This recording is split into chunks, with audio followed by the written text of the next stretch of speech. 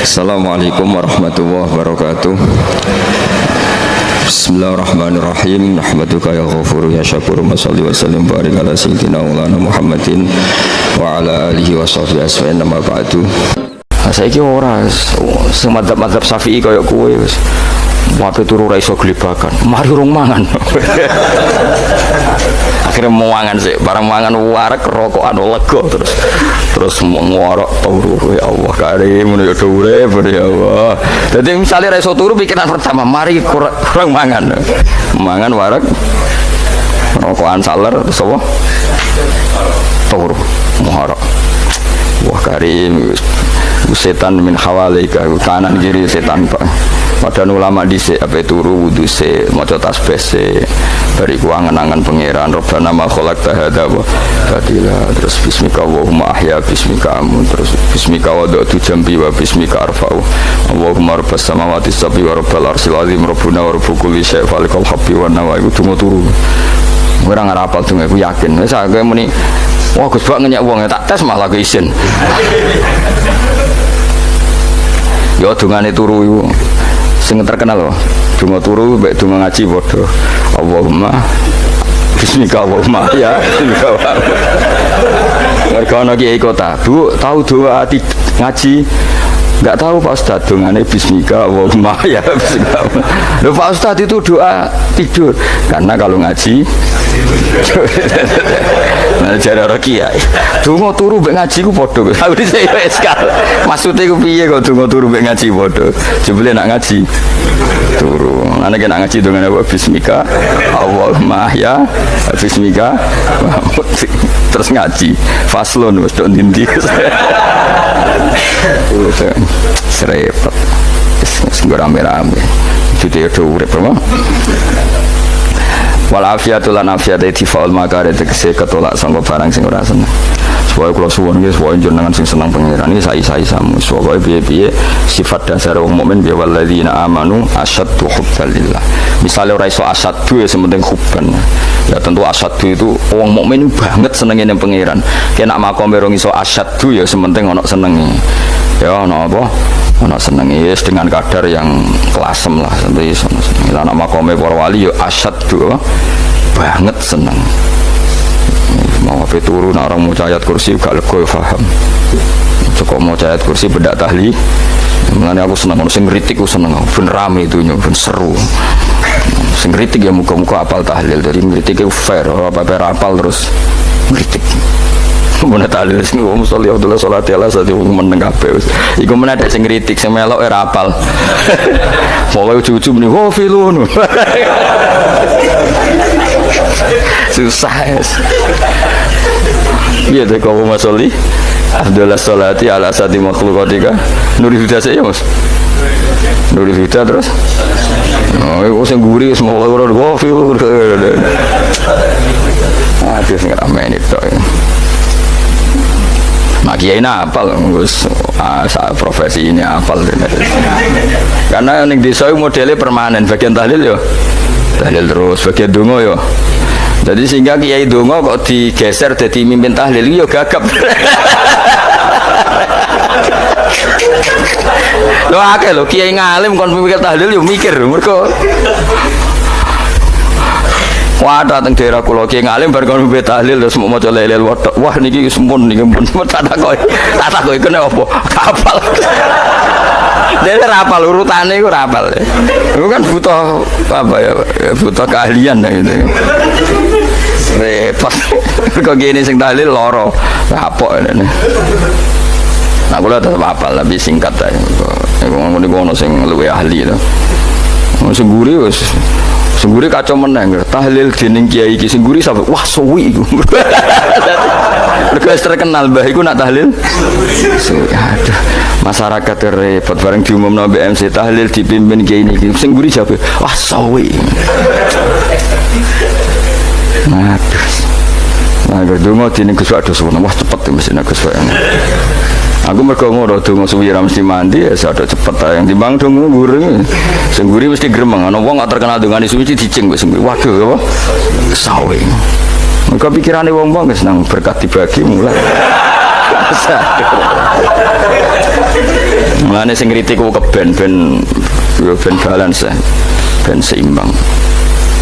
Cuma kalau suwun sing kritik ya kudu ngergani lah piye-piye iku umat dilatih kenal pangerane liwat kalimat thayyibah karena itu cara. Coba nak wis kenal ya aja waca bendak dalil, tapi turu ya diwaca ning omah ya diwaca.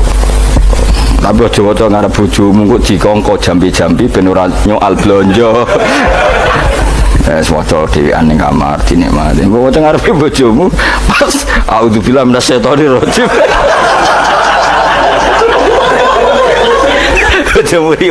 Memang aku setan. Ala perkara tok. Enak wae mulya barani minasyaitonir rajim. Ya nak maca kok banter-banter ngarepe bojomu pas liwat pas apa auzubillah minasyaitonir rajim. Bojomu ngamuk malah repot. Anas sange Anas anan Nabi sallallahu alaihi wasallam kala dawuh sapa Nabi dawuh yaqulu dawuh sapa rabbukum pangeran sira kabeh fil hadis qudsi dalam hadis qudsi dawuh ya ibnu Adam ya anak Adam tafarruh tenanono sira ibadah tafarruh fokus farah iku fokus tafarruh fokus sira tapi mosok iki kuwi maknane fokus apa iki kuwi maknane apa tenanono sira ibadati krana ibadah ingsun amlak moko ngebai ingsun kalba kae ngati sira hinan ing semuge kowe atimu kebaki eling aku mesti atimu sugih wa amla lan ngebai ingsun ya deka ing ngarepmu rizkon apane rezeki utawa rizkon ing rezeki wis aku eling aku tenanan mesti atimu tak gawe ati sing cukup lan rezekimu tak cukupi ya ibnu Adam la taba aja ngedoh sira andi sange ingsun yo aja geman adoh kok aku kaya apa apike pangeran zat sing gak butuh kita tapi mengandani kita kowe kok jadoh kok aku wis sing parek aku mergo kae nak adoh kok aku amla mongko nut apa jenenge ngebai ingsun kalba kafakron kowe nak adoh kok aku mesti ke fikir nah iso sampai kowe yo fikir ati fikir donya mergo adoh kok pengen wong adoh kok pengen si amla kalba kafakron wa amla ulan ngebai ingsun yade ka ing tangan loro sira suhulan ing sibuk akhire wis ado pangeran sibuk tapi ora ndadekno barokah uripe iku lara-larane wong kaya ya sibuk kangelan jebule ora dadi barokah uripe mergo ado saking pangeran ruang riwayat hadis sobat Tabrani Imam Tabrani wal Hakim falamma ta'antu fi thamani asyrata wa sannaftu kitab qada ya sahaba wa tabi'in terus sannaftu tarikh fil Madinah inda qabrin Nabi sallallahu alaihi wasallam wa kuntu aktubuhu fil layalil mukmirah. Terus beliau saking kepingine tabarruk mbek Rasulullah niku setiap ngarang niku momentumnya nyari supaya dekat Rasulullah sallallahu alaihi wasallam. Terus ketika harus ngerasani orang, jadi kadang ngerasani wong ya penting. Karena ilmu itu harus dikontrol, nggak boleh semua orang bilang qala Rasulullah sallallahu alaihi wasallam, bisa hoax, bisa mencatut, bisa menjual. Nak muni kultu kan gak mandi, menurut saya kan gak mandi. Jadi kalau menurut Rasulullah sallallahu alaihi wasallam kan mandi. Jadi potensi pencatut itu banyak. Sehingga dibutuhkan koreksi dalam ilmu hadis disebut al-jarhu wa ta'dil, disebut al-jarhu wa ta'dil. Harus ada kualifikasi rawi. Nah, kualifikasi rawi itu dilihat dari siapa? Beliau harus mengkonfirmasi mbek tanggane, mbek kancane. Kadang ning jaba ketok sabar, ketok ramah, juli nak nang omah kerenge ra karuan. Nah, itu harus dikonfirmasi. Akhirnya singkat cerita Imam Bukhari itu dalam banyak hal kadang ngrasani tiyang. Akhirnya diprotes. Jenengan iku kiai kok tukang ngrasani wong, kira-kira gitu lah cara basa Jawa niku. Wong kiai kok ngrasani orang. Terus beliau ngendikan innama rawaina dzalika riwayatan walam naqulhu min inti anfusina. Semua itu terkonfirmasi karena tonggo-tonggone, konco-koncone bilang seperti itu, tapi tidak pendapat saya. Jadi gampangnya misalnya pulau di konco Zaid, jadi konco-koncone nak utang ratau nyaur, maka ini sudah saya diskualifikasi, tidak boleh jadi rawi hadis, nak utang era nyaur gitu.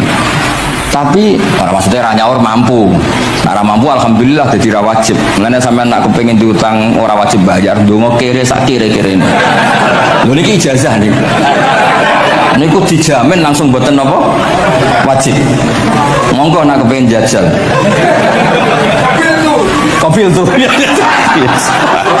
Wah sembrono tenan iki. Monggo nak sing kepengin diutang boten wajib napa? Nyaur niku kedah kere sak kire-kire nganti boten wajib napa? Nyaur. Mengke nggih boten wajib haji, boten wajib zakat. Statusnya langsung mustahik. Nggih monggo nak kepengin jajal. Nak kepengin jajal. Nggih kula terusaken nggih. Terus orang dulu itu biasa ngerasani tiang tidak cocok, tapi kalau ketemu itu ya hormat. Karena ngerasani ini bentuk loyalitas sama ahadits Rasulillah supaya tidak diriwayatkan dari orang-orang yang tidak adil. Inna hadzal ilma dinun fanzuru amman ta'khuduna dinakum. Tapi dia secara pribadi nggak ada masalah karena setiap orang selain Nabi tentu punya salah, nggak masalah. Kita hormat orang yang punya utang nggak bisa nyaur nggak masalah. Tapi ya sudah dirawi hadis untuk kang bodoh nih. Nanti kalau ini kola Rasulullah, sing mutangi ku, utangnya ranyar kok kola Rasulullah. Sing camah itu Kanjeng Nabi. Ya, orang dulu itu bisa melakukan seperti itu bisa. Makanya ya ini agak unik. Ya jadi ini cerita-cerita sing dialami napa Imam Sinten Bukhari. Saya atau orang kaya atau sing donatur. Itu duka. Beliau ngendikan la yasauni an akhussa bis sama'i qauman duna qaumin. Saya tidak bisa. Ini semuanya umatnya Nabi, kemudian saya hanya ngajar 1-2 orang hanya karena dia anak pejabat atau orang tertentu, tidak bisa. Kalau kamu mau ngaji, ikut ngaji umum. Itu sejenengan itu nih misalnya so salam template teng kula 1 juta. Gelem ra gelem ya ngaji umum. Gak salam template ya Allah, gak ngaji ya Allah. Sementing ojo terus pepe bayar ngaji ini khusus Gus. Ojo ono wong liya. Ben sing pinter kula tok umat Nabi liyane giyoplek kabeh. Mboten purun, Imam Bukhari ngoten mboten purun. Terus la yasauni niki kula waca ini padahal niki anake raja. Ana Khalid bin Ahmad Khalifah Ibnu Thahir sa'alahu ayaqdura manzilahu fa yaqra at-tarikh ala auladi famtana min dzalik wa qala la yasauni an akhussa bis sama qauman duna qaumin. Jadi intinya niku Imam Bukhari akhirnya boten apa kersa. Lalu niki cerita keramat-keramatipun Imam Bukhari. Imam Bukhari niku selain kualifikasi hadis sesuai al-jarh wa ta'dil, niku setiap hadis niku disolati. Beliau adu sholat 2 rakaat, memanfaatkan perangkat rohani. Jadi beliau kualifikatif ya, al-jarh wa ta'dil ini rawi layak. Misalnya ada orang soleh khusyuk nang masjid terus. Biasanya problem wong soleh ora tau ngaji iki mboten purun. Iki soleh tok paling nang masjid pelarian. Niku kan kathah tiyang wiridan ning masjid takok kok betah ning masjid. Nek ning omah ono sing ngamuk ning kene mboten. Malah pengurus-pengurus takmir masjid ya ali. Nek cerita kula niku sakniku wadah Gus, tiyang teng masjid itu suwi-suwi. Jadi melayu neng masjid itu perkarane kudu ngising, neng omahe WC-ne elek neng masjid apik. Dulu bar duhur turu, ditakoki takmir kok turu neng kene neng omah ana kipas angin neng kene ana kipas angin. Niki mboten suudzon, suul yakin kathah sing ngoten niku. Dadi ini mun sak dhuwure suudzon. Wong kula Imam Bukhari wae salah ra Allah. Engko njuk sepuro pengenan. Tapi itu cerita. Makanya Imam Bukhari ngendikan ono wong adil tapi ora tak jaluki riwayat. Mergo tidak diketahui dia yujalisu ahlal ilm sama dengan madzhabnya Imam Malik. Karena ilmu itu butuh dikonfrontasi, butuh misalnya Nabi ngendikan ini kok dohire tanafi mbek niki, dahure kok ta'arud. Itu kalau ahlul ilmi ngerti duduk perkaranya. Karena itu ilmu itu begitu juga Imam Malik seperti itu. Nah, singkat cerita Imam Bukhari itu pede meriwayatkan hadis setelah banyak orang mimpi Rasulullah itu liwat ditututi Imam Bukhari. Iku fawwah ma akhta qadamahu qadami Rasulullah sallallahu alaihi wasallam. Terus delamaan yang pernah diinjak Rasulullah niku mau tiak qadami Rasulullah sing nate diinjak qadami napa Rasulullah. Itu Imam Bukhari persis di situ. Akhirnya ulama tahu itu maknanya betapa persisnya beliau ketika meriwayatkan hadisnya Rasulullah sallallahu alaihi wasallam. Ada lagi orang mimpi niki teng kitab Fathul Bari. Imam Bukhari itu betul khirbah itu semacam peso kecil. Yadzubu anhu itu kalau ada orang melukai Nabi, dia yang bela-belain supaya orang itu tidak bisa melukai Nabi. Dan itu ditakwil oleh ulama bahwa beliau yang nanti akan mensortir al-ahadits al-maudu'ah, dibuang semua, nggak boleh dinisbatkan kepada Rasulullah Shallallahu Alaihi Wasallam. Jadi kemana itu jasa-jasa ini pun Imam Bukhari. Terus ketika beliau mau kapundhut, niki ben mboten kesuwen niki Gus Sapang pun badhe nyanyi wis apa nasib. Nasib itu terjemahannya nyanyi ku anak-anak. Nah kanggo jenengan terjemahannya nyanyi, nah ya amang mboten terjemahannya tetap nasib. Sholawatan iki. Nah Gus Sapang nyanyi ben tawadhu sederhana bahasane ora usah sok suci biasa wae. Berarti nak bin Muhammad bin Yahya ya Amang ini qasidah terjemahannya sholawat. Gus Apang Gus nyanyi ngaji lagu. Insya Allah barokah tawadhu niku apik lah. Terus Imam Bukhari ketika mau kapundhut itu tertib sekali. Saya banyak membuktikan baik secara bacaan maupun nyata. Orang-orang soleh itu kalau mau kapundhut itu tertib. Mulanya sampai nak kabudut aja selonang-selonong. Nak mati itu sing tertib, sing rapi lah, tertata. Kalau cerita sedikit, bapak kula niku selawase ini tiap tahun ini kula teng Jogja. Ibu boten pernah memamitkan saya sama ketua tempat kerja kula. Niku bapak tidak tengken niku kula Jumadil Ula niku. Saya tak pamit mbek kancamu, guru-gurumu, kanca-kanca kowe mulai ngenteni aku. Terus bapak Recep kapundhut.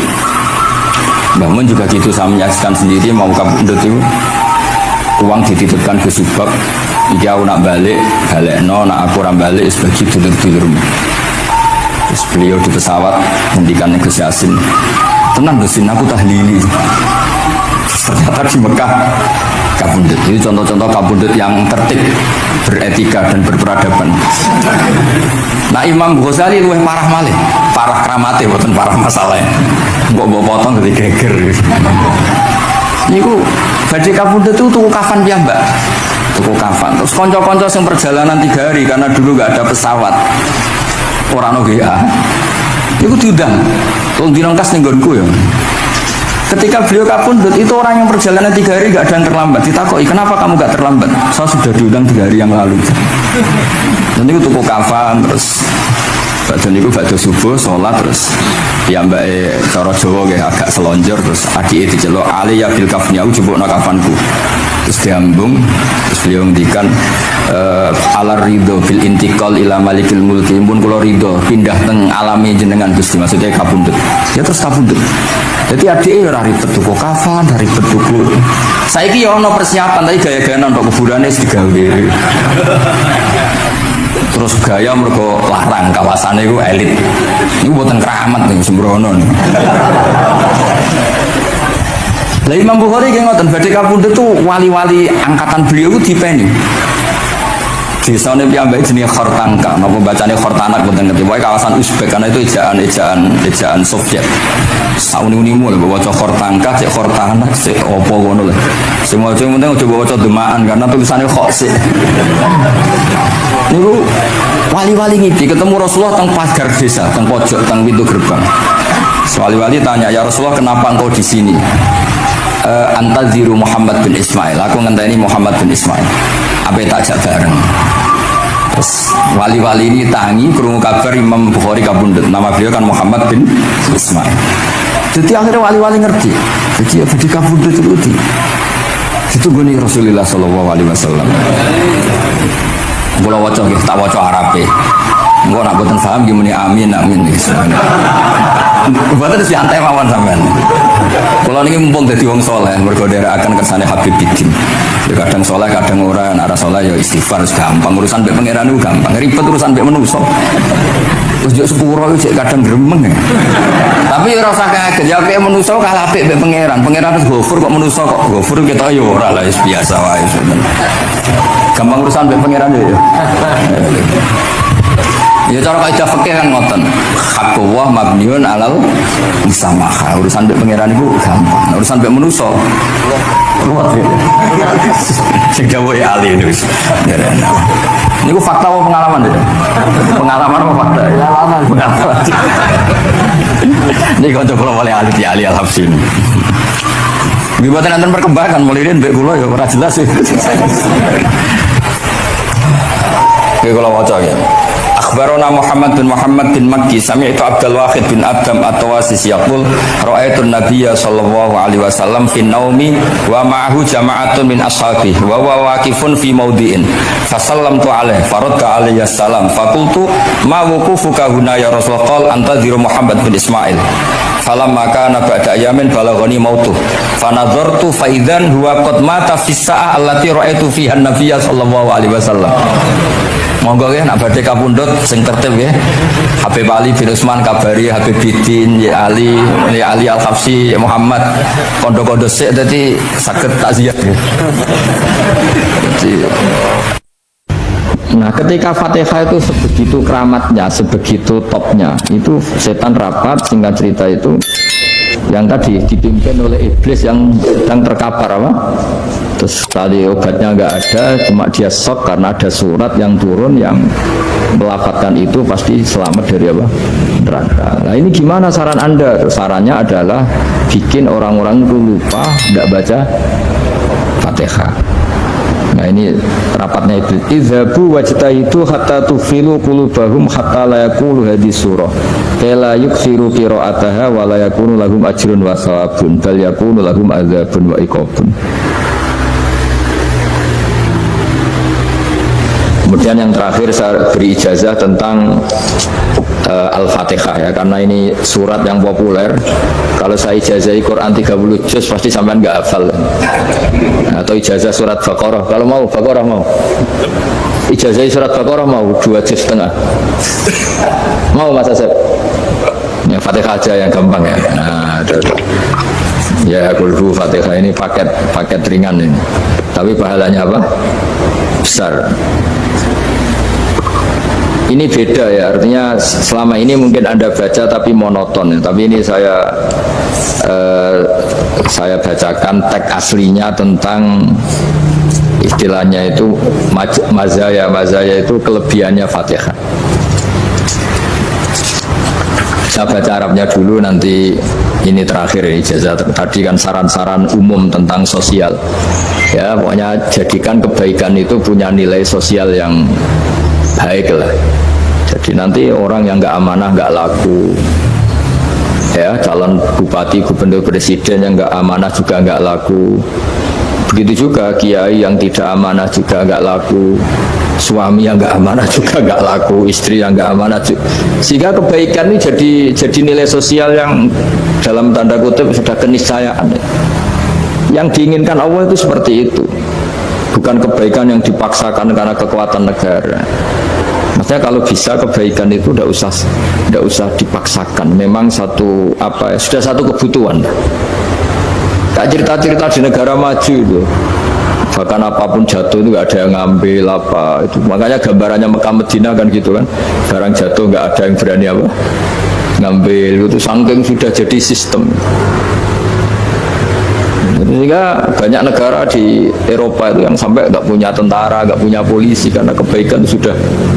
Nah kita kan masih capek, polisinya aja capek, apalagi masyarakatnya, karena ya apa ya, kebaikan itu belum jadi nilai apa bersama. Nah, kita selain ditopang negara, ada polisi, ada tentara, itu kita usahakan kebaikan itu jadi nilai apa bersama. Tadi wa tamiru bainakum bima'ruf. Dan kita punya reputasi yang bagus dalam bab ini.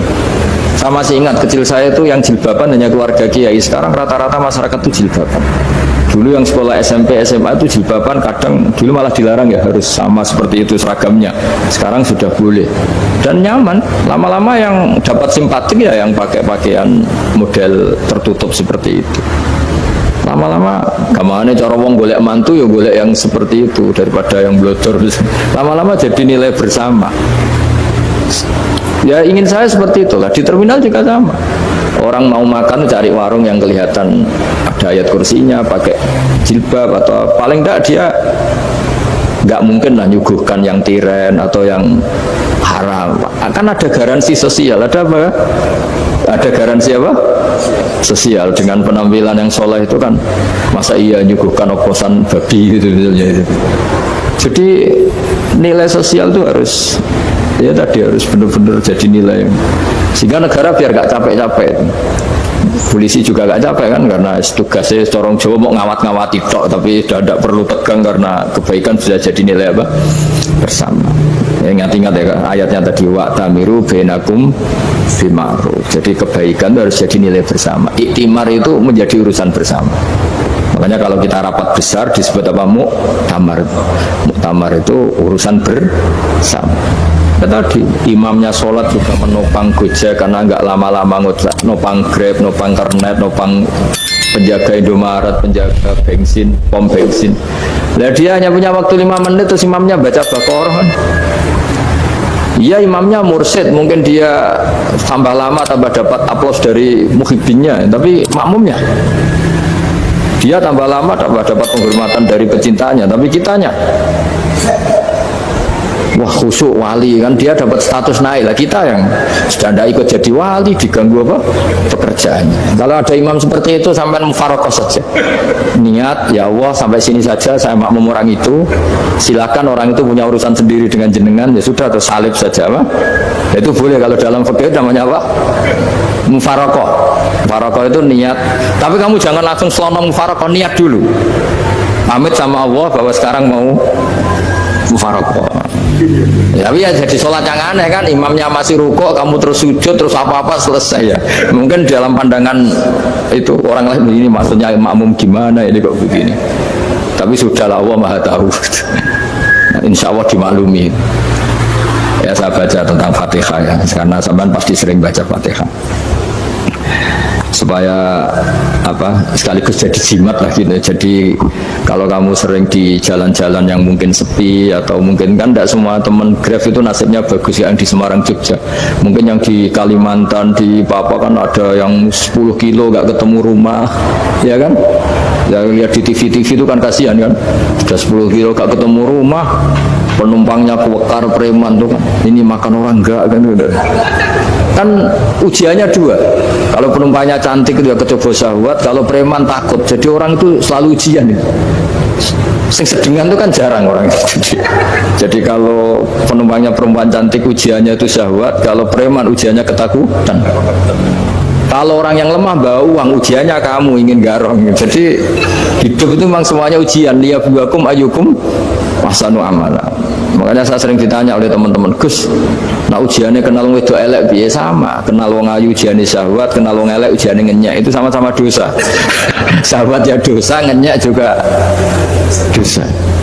Wah, elek keriting untune metu ya dosa, ngomong gitu. Kadang-kadang orang berpikir enak kancanan wong elek gak dosa. Kata siapa? Kancanan wong elek itu ya dosa, karena bawaannya ngenyek. Ngenyek itu menyepelekan itu. Makanya saya itu ya nggak mau berteman sampean. Nanti kan bawaannya ngenyek atau seneng ya tidak tahu. Ya sudah, anda takdir saja, kalau ketemu ya tak ulang ngaji gitu. Tapi ini ngaji terakhir, setelah ini ngaji biasa aja, tidak usah resmi gini. Ngaji kok resmi aneh. Pokoknya nanti suatu saat kalau pandemi sudah berlalu, saya akan ngaji Rebona. Ini ngaji. Ini ngaji yang kurang bagus karena ngatur kiai kurang berkah ini. Nanti ya lumayan lah, masih mau ngaji. Ngaji kok tanggal ini jam ini. Sekarang suatu saat kamu tak panggil, Mas Wahyu datang ke sini jam ini, tidak mesti bisa. Mungkin pas ada acara apa, oh, maaf ke sini pas ngecek, pas apa. Jadi ya sudah, tapi tak maafkan, enggak apa-apa. Takdir ya. Tak bacakan supaya sampean tahu keramatnya Bismillah. Nah, sebelum saya bacakan Bismillah Fatihah, tak beritahu tentang ilmu tafsirnya karena ini penting sekali. Fatihah itu dawuhnya Allah, tentu itu dawuhnya Allah. Saya ulang lagi, itu kalam Allah. Tapi yang sudah diberikan kesampaian ke kita semua, sehingga seakan-akan itu menjadi dawuhnya kita ke Allah. Jangan salah loh ya, Fatihah itu dawuh Allah, tapi sudah diberikan ke kita, sehingga posisi kita itu yang punya itu. Nah, kenapa ini perlu dijelaskan? Karena nanti ada kalimat iyyaka na'budu wa iyyaka nasta'in. Kalau itu masih kalam Allah, berarti Allah ngomong ke kamu, ngendikan ke kamu, kepadamu aku menyembah. Masa Allah menyembah kamu? Nah, sehingga ilmu tafsir itu menyelesaikan itu dulu ya. Saya ulang lagi ya, sebelum sampean sering baca Fatihah, aku yakin ya sering baca. Tapi barokahnya tidak paham itu tidak pernah janggal. Enggak paham itu ya penting supaya tidak iskal, tidak janggal. Sebetulnya di kalimat itu ada yang janggal. Kalau Fatihah itu kalimatnya Allah atau kalam Allah, bagaimana dengan kata-kata iyyaka na'budu? Masa Allah ngendikan ke kita, kepadamu kami menyembah? Masa Allah menyembah kita? Maka penyelesaiannya secara ilmu tafsir gimana? Semua ulama mengatakan, bukan satu dua, semuanya mengatakan di Fatihah itu semuanya diberi kawalan kalimat. Saya ulang lagi ya, di Fatihah itu semuanya diberi awalan kalimat qulu, katakan wahai hambaku begini. Ya, katakan wahai hambaku begini. Nah, begini ini pelajaran dari Allah yang sudah diberikan ke kita. Terus kita mengatakan bismillahirrahmanirrahim, alhamdulillahirabbil, termasuk kita mengatakan iyyaka na'budu wa iyyaka nasta'in. Jangan bayangkan Allah ngendikan ke kita. Kalau Allah ngendikan kita berarti gini, hei wahyu ihdinas siratal mustaqim, tunjukkan saya jalan yang benar. Nah nanti kamu terus, ya Allah, Anda aja minta tolong saya minta tolong siapa kan, jadi panjang kan. Ya, saya ulang lagi ya. Jadi itu di Ulumul Quran diterangkan gimana sebelum baca Fatihah ya. Fatihah itu kalamullah, ngendikannya Allah, tapi yang sudah diajarkan ke kita dan sudah milik kita, sehingga kalimat itu menjadi milik kita. Tapi ya kalamullah, tetap kalamullah, tapi sudah menjadi milik kita. Udah paham ya? Ya pinter naon. Ya, karena kalau tanpa penjelasan seperti ini Anda akan iskal. Bagaimana Allah, iskal itu janggal, bagaimana Allah mengatakan iya karena butuh. Kan jadi aneh ya? Ya, jadi tak jelaskan secara ilmiah ya. Jadi kata ulama-ulama tafsir, ayat-ayat Quran seperti ini sebetulnya dimulai dari qulu, apa? Meskipun nggak dilafatkan. Itu kan sama dengan qul huwallahu ahad Muhammad, katakan kalau Tuhan itu satu. Ya namanya Quran itu kan kalam Allah, membina nabinya, membina umatnya. Makanya dikatakan atau enggak, di sini tersembunyi kata qulu, katakan. Ya. Jadi ya ibarat apa itu? Kamu ngajari anak kamu lah. Panggil jenengan bapak kula. Itu maksudnya anak itu, kalimat itu kalimat kamu, tapi kamu ajarkan ke anak kamu. Terus anak kamu bilang, Pak jenengan bapak kulo. Nah, ketika kamu mengatakan jenengan, bukan kamu mengatakan jenengan anakku, berarti anakmu itu bapakmu, kan lucu kan. Anak kamu ajari jenengan bapak kulo, kamu engkau bapak saya. Terus anak kamu mengulang, jenengan atau kamu bapak saya. Berarti itu kalimat yang kamu ajarkan, tapi sekarang sudah milik anak kamu. Kalau itu kalimat kamu kan lucu, masa anak kamu bilang bapak. Nah itu seperti itu. Jadi ulama memberi solusi atau jawaban iyyaka na'budu wa iya, itu sebelumnya ada kata-kata qulu, katakan wahai hambaku, hubungan kamu dengan saya adalah katakan iyyaka na'budu wa iyyaka nasta'in. Terus hubungan kamu dengan saya katakan juga dalam doamu ihdinas siratal mustaqim. Jelas ya, jadi itu kalam Allah yang sudah milik kita karena diajarkan Allah untuk kita.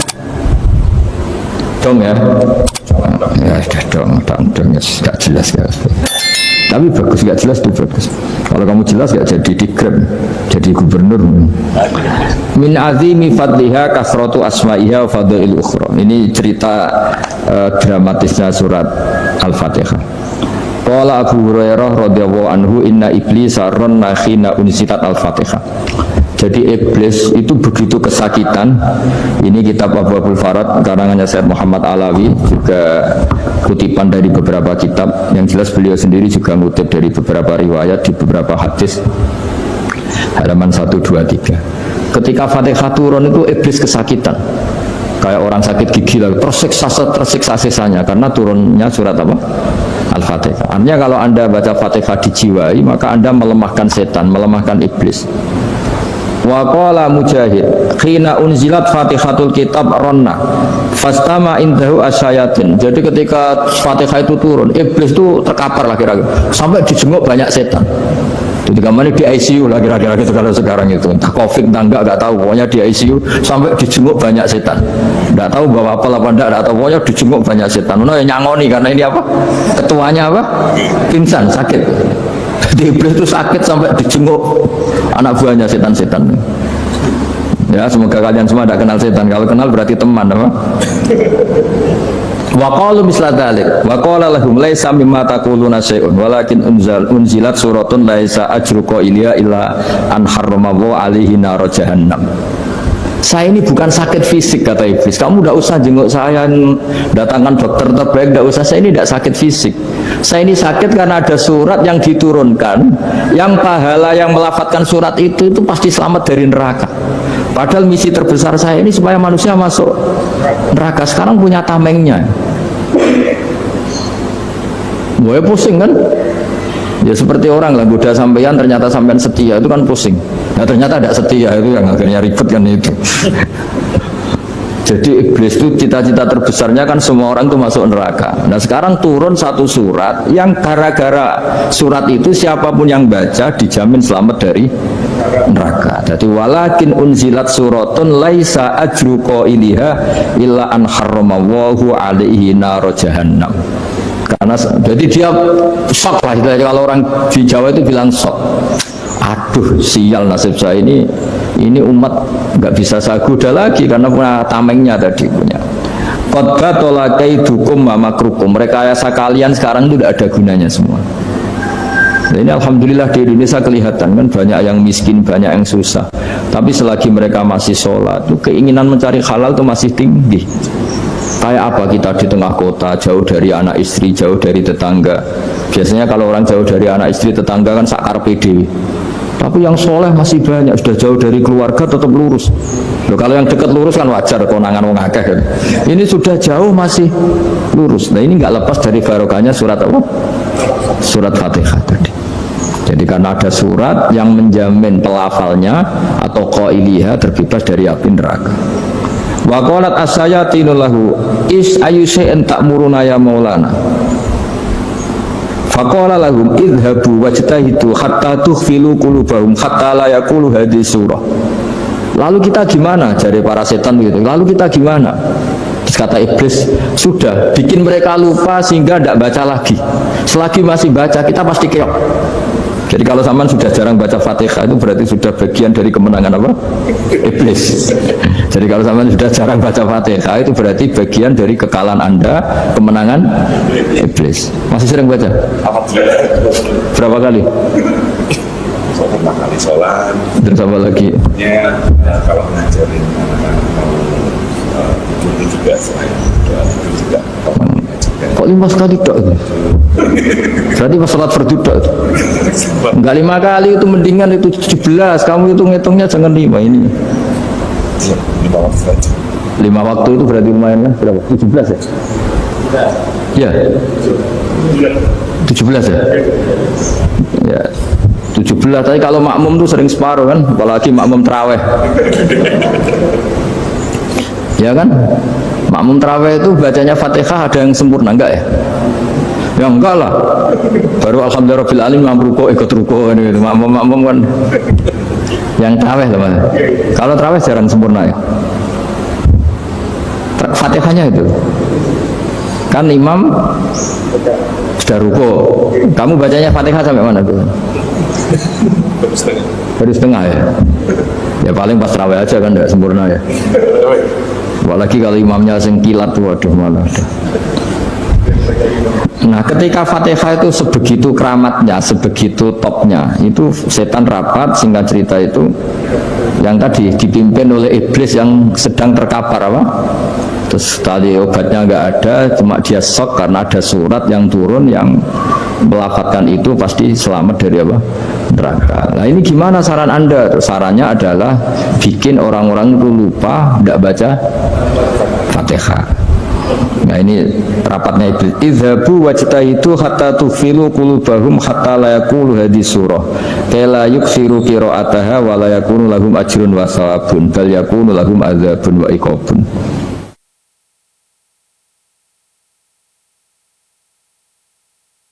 Jadi Saya mohon selama ini Anda sudah baca, tapi mungkin hanya rutin saja. Nama rutin saja. Jadi barokahnya ngaji ini kamu punya kekuatan atau punya semangat membaca, karena ini surat yang luar biasa. Ibarat gini, kalau sampean tanya, saya juga sering mikir, masa Gus hanya surat kok punya kekuatan seperti itu? Di dunia ini, kata Allah, mulai Nabi Adam sampai kiamat, gak ada yang bisa menandingi kekuatan kalimah. Kalimah itu kata-kata. Gak ada yang bisa menandingi kata-kata. Misalnya Anda nge-grab, berangkat istri cuek, berangkat cuek. Itu beda dengan ketika meskipun satu kalimat, wes Pak, muga-muga dilindungi pangeran, mungkin jenengan selamat. Itu menjadi teduh dan semangatnya luar biasa, karena kayak mendapat support. Jadi kira-kira kalimat itu hubungannya kita dengan Allah. Fatihah itu seperti itu. Kamu melafadzkan satu kata-kata yang dibenarkan langit bumi, dibenarkan aras, dibenarkan malaikat, dibenarkan semua penghuni di dunia ini. Sehingga itu efeknya luar biasa. Itu seperti gini ya, kamu cerai sama istri, terus nikah lagi katut babon. 10 tahun anak kamu dididik, ibunya benci kamu, dan memang Anda layak dibenci. Dan sampai nggak pernah manggil kamu Pak. Suatu saat kamu tentu rindu kan, ingin dipanggil bapak oleh anak kamu. Suatu saat anak ini manggil kamu Pak E. Itu senengnya bukan main, hanya sebuah kata-kata. Makanya kadang-kadang orang itu tanya sama kiai, ijazah lafadz ini gunanya apa sih? Itu ijazah-ijazah itu untaian kata-kata, yang kata-kata ini dibenarkan langit dan bumi dan aras dan para malaikat, sehingga efeknya itu luar. Nah ibarat seperti itulah, kamu melafadzkan Fatihah itu melafadzkan kata-kata yang dibenarkan Allah dan Rasul dan semua malaikat, semua penghuni langit, maka ini efeknya pasti luar. Nah di sini lah orang-orang dulu itu tahu keramatnya itu, sehingga ketika melawan Belanda, melawan Jepang dulu itu kalimat-kalimat itu menjadi mantra yang luar biasa. Doa lah, doa yang luar biasa. Tapi di era modern karena orang sudah tidak ngerti itu, dianggap itu mantra, jimat, khurafat, bid'ah, waduh ribet menemal. Sebetulnya tidak seperti itu. Memang kata-kata ini kekuatannya luar biasa. Sama kesakitan hati kamu juga karena itu. Ngojek wangilan. Lha apa di bojo kok kowe gagahe tok kere. Wah, itu seling terus. Padahal kalimat itu kan tidak melukai secara fisik, tapi apa kerjanya sesuk sarah-sarasen. Karena terus dengan pengadilan seperti itu kan, ngapain kerja demi perempuan yang seperti ini? Lagi-lagi kata-kata ini luar. Nah bayangkan kalau kata-kata itu adalah kalimat yang diajarkan Allah lewat Rasulnya, lewat malaikat Jibril. Kayak apa kekuatannya itu? Nah kira-kira Fatihah itu gitu. Kalimat yang baik, kalimatan thayyibah diajarkan oleh Allah dan Rasul. Kayak apa kira-kira kekuatannya? Pasti luar biasa. Wong support yang dikatakan istri kita, anak kita aja luar biasa, apalagi ini support yang diajarkan Allah dan Rasul. Ya makanya saya mohon kalau baca Fatihah, baca kalimat-kalimat thayyibah ketika sholat itu dijiwai. Ya misalnya Rabbana lakal hamdu mil'us samawati wa mil'ul ardi wa mil'u ma syi'ta min syai'im. Engkau zat yang layak dipuji, dan pujian ini memenuhi langit dan bumi. Karena kita tahu nggak ada sejengkal di alam raya ini kecuali di situ ada rahmat Allah. Misalnya kamu bisa lewat sampai rumah saya, kamu mungkin anggap biasa saja. Coba kalau ngalami likuifaksi, tahu-tahu bumi ini ambles, bisa ngelewati yang likuifaksi itu luar. Tanyakan orang pernah ngalami likuifaksi di Sulawesi, itu melihat bumi bisa diinjak gak ambles itu, wah luar. Nah, sama nggak ngalami itu sehingga lewat bumi ya biasa aja. Coba kalau ngalami seperti tidur, biasa aja. Coba kalau ada gempa, bahwa bumi tenang ini sudah nikmat yang luar biasa. Masa kamu ngakui nikmat nunggu digituin? Ya kan? Nah, makanya baca Fatihah dijiwai lah, bahwa ini kalimat yang luar biasa. Nah, saya teruskan. Warwa Muslimun fi sahihihi an Ibnu Abbas radhiyallahu anhuma annahu qala bainama Jibril alaihi salam qaidun dan Nabi sami'a naqidan min fawqi farafa'a ra'sahu faqala hadha babun nas-sama futihal yawma lam yuftah qaddu ilal yawm fanazala minhu malakun faqala hadha malakun nazala ilal ardi wa lam yanzil qaddu ilal yawma fasallim faqal abshir binuraini qad utitahuma lam yu'tahuma nabiyyun qablak Fatihatul kitab wa khawatimus suratul Baqarah. Jadi suatu saat Jibril ini jagungan kira-kira gitu sama Rasulullah. Tahu-tahu langit tuh gemuruh. Langit gemuruh, kata Jibril, terus semuanya ngangkat kepala ke langit. Ini pintu langit baru ini dibuka, yang sebelumnya tidak pernah dibuka seperti ini. Turunlah malaikat, yang malaikat ini pun malaikat spesial, yang nggak malaikat murahan lah kira-kira gitu, yang nggak pernah turun ke bumi kecuali juga saat itu. Dengan penyambutan yang luar biasa, dengan semuanya tidak pernah terjadi, hanya karena bahwa surat Fatihah. Jadi ini surat yang luar biasa, pengawalannya lewat malaikat yang spesial, nggak pernah turun di bumi kecuali saat itu. Penyambutannya juga nggak pernah seperti itu, baru seperti itu. Jadi semuanya itu spesial. Nah, kenapa ini spesial? Karena di situ ada isi puja-puji kepada Allah Subhanahu wa Ta'ala. Ada ikrar kita, Alhamdulillah Rabbil Alamin, Ar-Rahmanir Rahim. Ikrar ini penting. Kalau contoh paling gampang gitulah. Kamu punya istri selama ini cerewet terus. Suatu saat ngomong, Pak, tak angen-angen rono wong lanang kayak sampeyan. Itu langsung tidak ada lelaki sebaik engkau. Itu sama senengnya, masya Allah. Karena ada ikrar dari seorang istri ke kamu. Nah, bayangkan kalau ikrar kita sebagai hamba diakui oleh Allah Subhanahu, maka ikrar ini akan dicatat sebagai kebaikan kita yang kita panen nanti di akhirat. Karena ada ikrar. Kita ikrar bahwa Alhamdulillah Rabbil Alamin. Kita ikrar Ar-Rahmanir Rahim. Kita ikrar Maliki Yaumiddin. Kita ikrar Iyyaka na'budu wa iyyaka nasta'in. Sampean misalnya jadi orang Indonesia, ketemu orang Indonesia yang makmur di Jerman, terus lupa Indonesia. Kamu orang Indonesia? Enggak, saya enggak orang Indonesia. Mangkel gak kira-kira? Mangkel. Karena salah ikrar kan gitu. Ya, jadi saya mohon jangan anggap kalimat itu hal yang biasa, tapi luar biasa. Nggih, ngoten mawon. Assalamualaikum warahmatullahi wabarakatuh.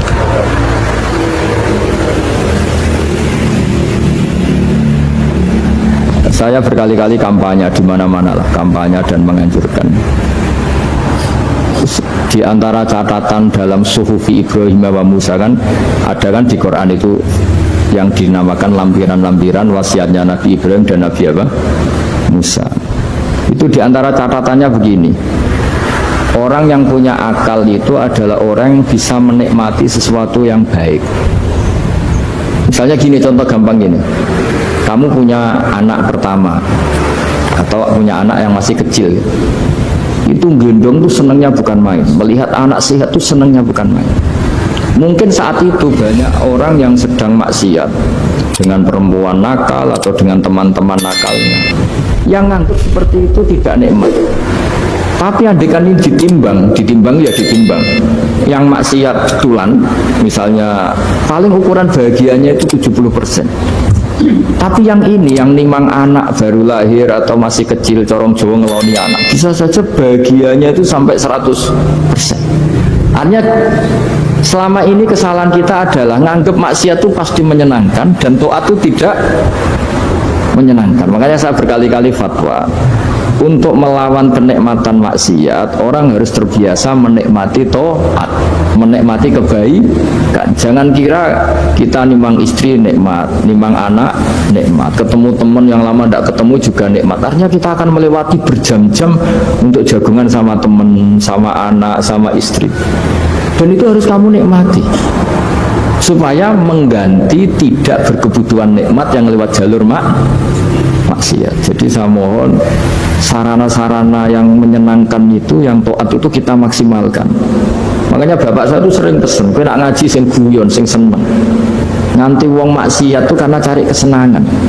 Coba kalau kesenangan itu sudah didapatkan saat taat, maka tidak butuh lagi kesenangan yang berbentuk maksiat.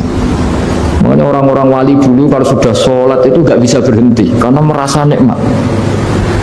Makanya Nabi pernah ngendikan wa qurratu aini fi sholat, nyaman saya itu kalau sedang sholat.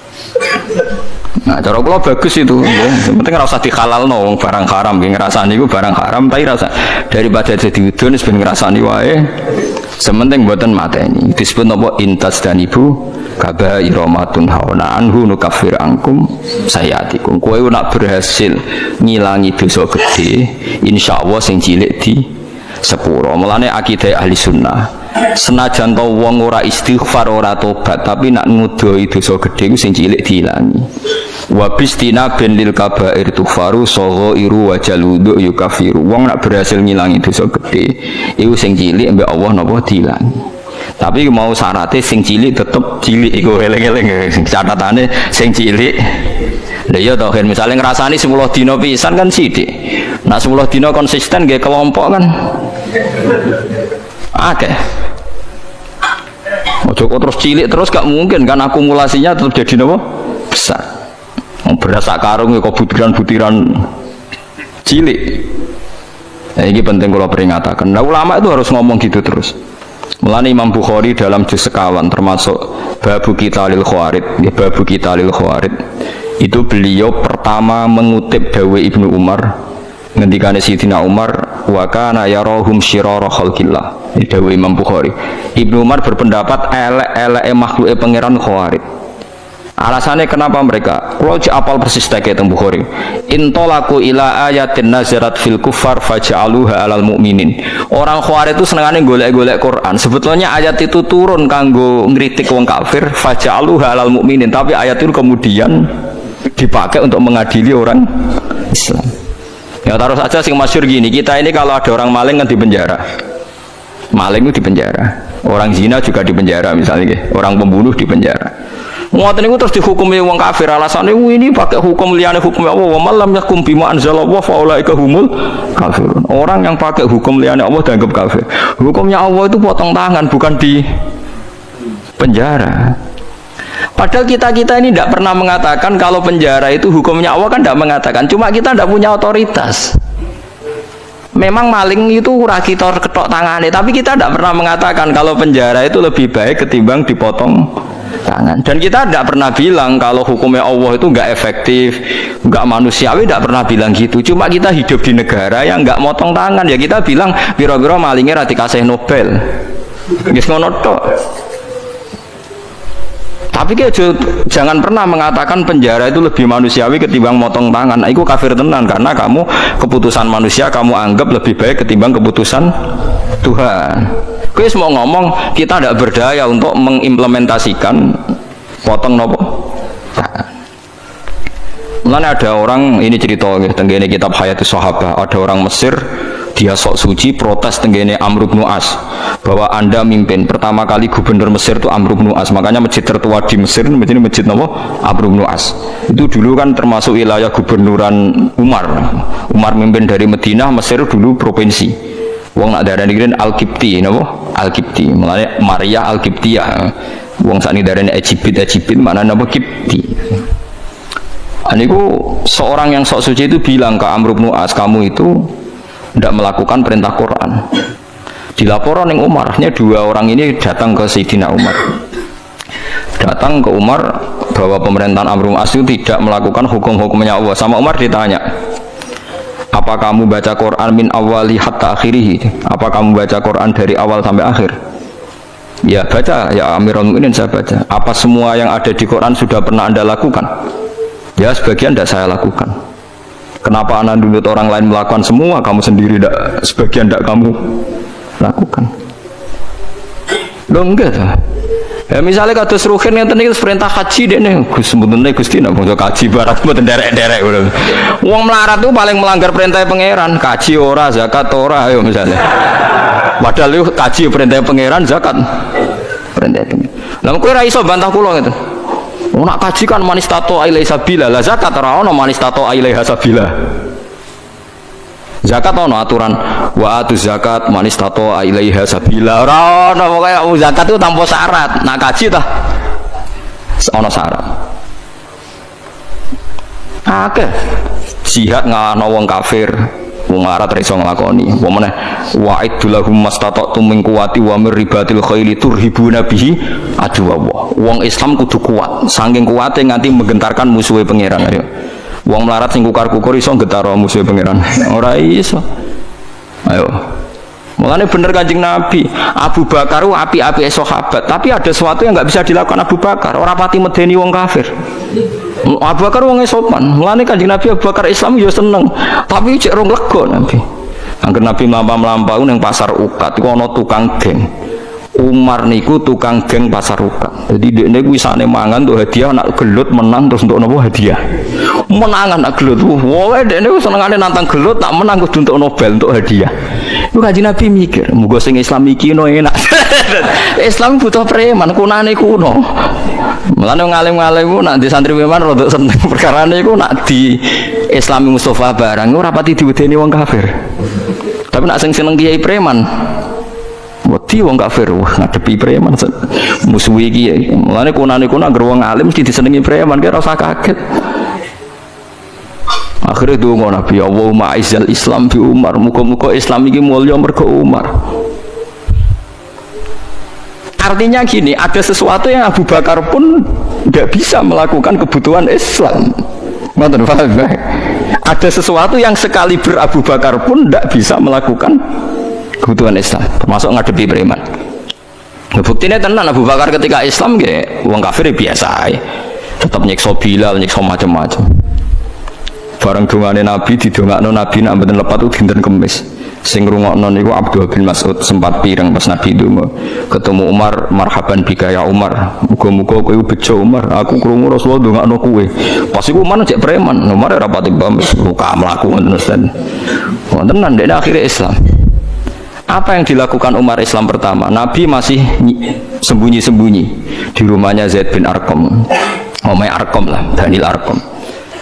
Nah, pertama Umar Islam harus protes, ya Rasulullah, kita ini orang benar kok sembunyi-sembunyi, yang batil saja berani muncul kok yang benar kok sembunyi-sembunyi. Ya Umar, saya menakutkan kamu, tidak usah takut ya Rasulullah, saya ini Umar. Tenan. Kanjeng Nabi teng daleme Zaid bin Arqam be Abu Bakar be Sayyid Hamzah timbarno be Umar tinggal metu. Marani Abu Jahal pertama ditotok omah. Ya Abu Jahalin, kamu tahu berita hari ini? Nggak tahu, saya Umar sudah masuk Islam, kita macam-macam Rasulullah tak baca. Wes marani Abu Lahab, marani kafir. Iku gentenan wong kafir sing delik. Paham? Loh, jadi artinya gini, kowe nak Islam terima khusyuk kok Mustafa enggak memenuhi kebutuhan Islam. Tapi kok preman yo ora memenuhi kebutuhan Islam, mulang wudu, mulang cara ngilangin. Preman ra iso. Yes ngono, artinya wong soleh sundul langit itu ada kebutuhan Islam yang enggak dipenuhi. Kok kowe maksa wong liya memenuhi? Itu tadi, misalnya kowe ulama. Misalnya saya ulama. Paling iso ndarani zina kowe elek tinggalkan. Tapi nak wali kota Surabaya iso gawe SK bubarodoli. Ada sesuatu yang enggak bisa dilakukan ulama, malah pejabat. Iso wong roh kabeh sing barodoli iku wali kota sinten Risma nggih. Nah, yang membubaro keramat tungkak riyen zaman Sutioso, keramat tungkak dibubaro nganggo SK gubernur dadi Islamic Center. Kiai ra iso pengajian mau kaya rugen cerita wong Cina ben dicup bersih ngono-ngono tok. Ora iso rugen gawe SK. SK tanda tangane rugen. Doli apa bubar. Dianggap wong edan sing sing percaya ku sapa. Lah iki cerita lah. Wong ninggal Al-Qur'an iku ana sing gak peduli blas nganggep Qur'an gak wahyu iku wong kafir. Nah wong Islam senajan to ninggal Al-Qur'an iku ndekne iman cuma ra iso nglakoni. Lah iku ora nganti mlebu ayat iki dawuh Imam Sawi wis ta wong Islam saelek-eleke ora mlebu ayat iki. Senajan to yu atabu fil akhirah mergo melakukan kesalahan. Lah klirune wong Khawarij tiap ana ayat ngritik wong kafir karena lafate man itu siapa saja dilebokno wong Islam. Akhirnya wong Islam dihukumi kafir. Mulane elek-eleke wong Khawarij dawuh Kanjeng Nabi hum syarrul khalqi wal khaliqah. Cuma Nabi mboten menangi tiyang Khawarij. Lan kula nganti mati ya akan ngomong ini terus. Mulane bapak ana santri khusyuk mangkali ra karuan. Jare bapak kula nu di guru kali, bapak mbek Mbah Mun. Mbah Mun ambek santri khusyuk iku kuting. Jo khusyuk jong Khawarij ngono. Perkarane anggere wong khusyuk mesti semangate ngadili wong liya. Wong mondok ora tau utang iku gedhinge pol mbek wong utang. Wong mondok kok amen salate ora tau kodok mbek wong kodok gedhinge ra karuan. Padahal jare santri sing kodok nglakoni ilmune jare. Jare nglakoni napa? Ilmune, praktekno ilmu jare. Jadi praktek ilmu. Sampeyan tak dudono kasus-kasus Khawarij ya. Iku mau satu dawuh Sidina Ali. Nek ana wong kafir rapat, ape merangi wong Islam itu dalam rapat itu diulang-ulang kita harus merangi umat Islam. Tapi wong Khawarij ning rapat kita menangi tauhid, menangi wong kafir. Saiki apik wong kafir. Dan banyak orang kafir masuk nopo Islam. Tak warai iki sampean sebab dadi Khawarij ngeten tak warai. Wong Khawarij itu ukunane kuno pun enten. Cuma riyen mboten dados komunitas. Iki kula waca iki mboten dadi komunitas. Jadi kula critani iki asal usule Nabi ngomentari Khawarij. Nabi setelah perang Hunain, perang paling bersejarah mergo wis Nabi wis kondang, wis hebat lah, wis kuat sekali. Dalam hanya satu kali ini Nabi perang jumlahnya luwih akeh timbang wong kafir. Biasanya kan kayak perang Badar Nabi 313 wong kafir 1000. Nggih ahli Badrin pinten 313 wong kafir 1000. Uhud Nabi 1000 wong kafir 3000. Jadi selalu jumlahnya itu banyak orang nopo kafir. Perang Hunain ku aneh, wong Islam luwih akeh timbang wong kafir, malah kalah. Jadi pangeran nabi kekasih itu salah sidik wes salah. Perkarane wong Islam ketika jumlah akeh timbang wong kafir jare wong Islam lan nughlabal yauma minkillah. Saiki aku ora bakal kalah mergo jumlahe sithik. Mergo jumlahe 10.000 wong kafire mau 3.000. Pokoke akeh wong Islam. Akhirnya Allah malah ngritik wa yauma Hunainin iz a'jabatkum kasratukum falam tughni ankum syai'aw wa daqas 'alaikumul ardu bima rahubat summa wallaitum mudbirin. Wong Islam malah kalah. Tapi bareng kalah ujug-ujug Allah diparingi menang. Wong Islam diparingi menang. Kan kula nu nate debat mbek seorang kiai. Gus kula tak tangkel jenengan. Kena apa perang Uhud wong Islam kalah. Aku tak muni tak jawab cangkem kula ya elek. Jarine sih mergo melanggar perintah Nabi ning dhuwur gunung. Mulane diparingi kalah. Lah kok akhirnya menang, Gus? Ya jarine ya Islam ya menang. Perang Uhud ya ngono. Pokoke jarine ngono ya ngono. Mugi-mugi dapat barokah semua. Matur dengan kata wassalamualaikum warahmatullahi wabarakatuh.